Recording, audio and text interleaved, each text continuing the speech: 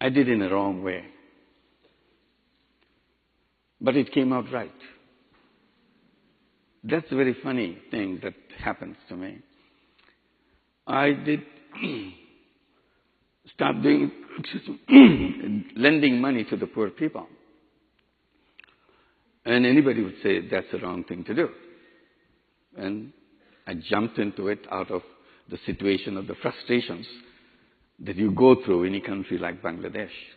Nothing happening. You dream about things, never materialize. It gets worse every day. So you jump at anything that you can do. And you don't look for things to learn. You just jump it because it needs to be done. That's how it happened.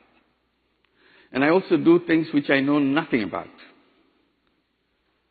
And finally it works out. And one of the best things when people say, how did you do the microcredit?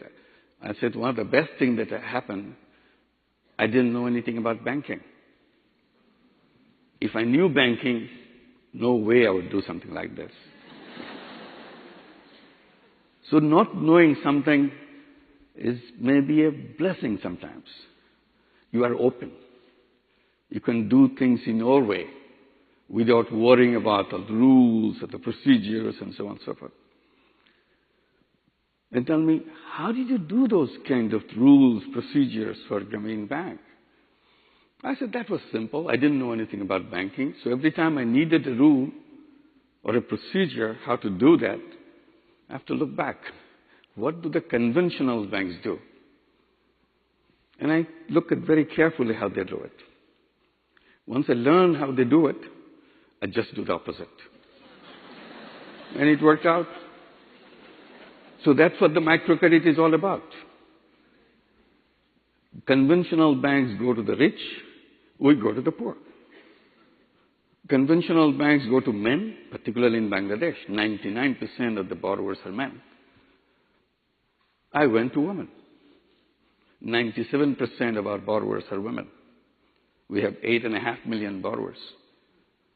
And if you can imagine, it's a bank for the women. And conventional banks are owned by rich people. Grameen Bank is owned by poor people, the borrowers. They own the bank. Poor women, they own the bank. So everything you see, conventional banks need collateral. Without collateral, they're not going to talk to you. We said, forget it. Poor people don't have collateral. Why you ask for that? So we dismissed the whole idea of collateral. Everybody was shocked. How can you do banking like that? I said, let's try. I could try because I didn't know anything. I tried and it worked. We have no collateral. We lend out billions of dollars. No collateral. Since we don't have collateral, we don't have lawyers. This is the only lawyer-free bank in the whole world. So, don't get scared if you don't know something. Don't feel that you have to be very smart to do something. Stupid people like us do things, it works out. So that's the fun part of it. Don't feel scared about challenging things. Conventional bankers always telling me, we can't lend money to the poor people. You know why? Because they're not creditworthy. I have heard it millions of times telling me that they are not creditworthy. I wondered, should the banks tell people whether they are creditworthy or not? Or that people should be telling the banks whether they are people-worthy or not? You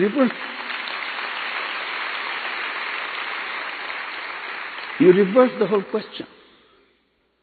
Then you get it. So doing the opposite way, doing the stupid way, is not a bad thing.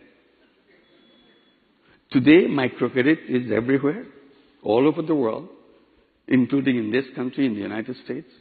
We run a bank in New York City, 5 branches, 10,000 borrowers in the last 4 years. Repayment, 99.3%. Average loan, $1,500.